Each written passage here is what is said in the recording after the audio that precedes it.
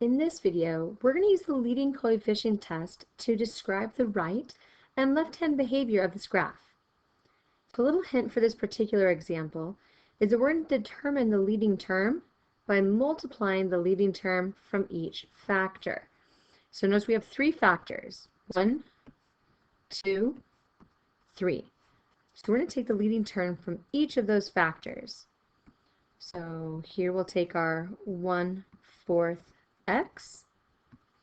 Here we have 2x. We'll multiply that by 2x to the third. So we make sure we take that power with.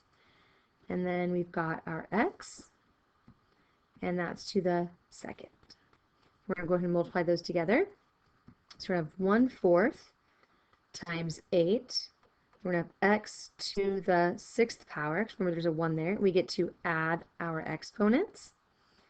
And 1/4 of 8 is 2. So we have 2x to the 6th. So here, the 2 is telling us that we have a positive, and our 6 right here is giving us an even. So what does that mean?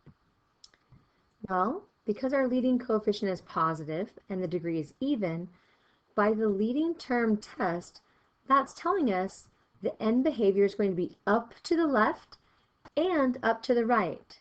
So that means that as x approaches negative infinity, then our f of x approaches infinity.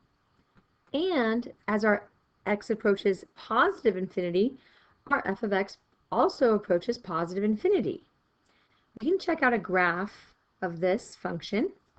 So the graph of this function looks like this, and we can see here that we have both graphs on both sides ending up. So our behavior to the left and our behavior to the right are both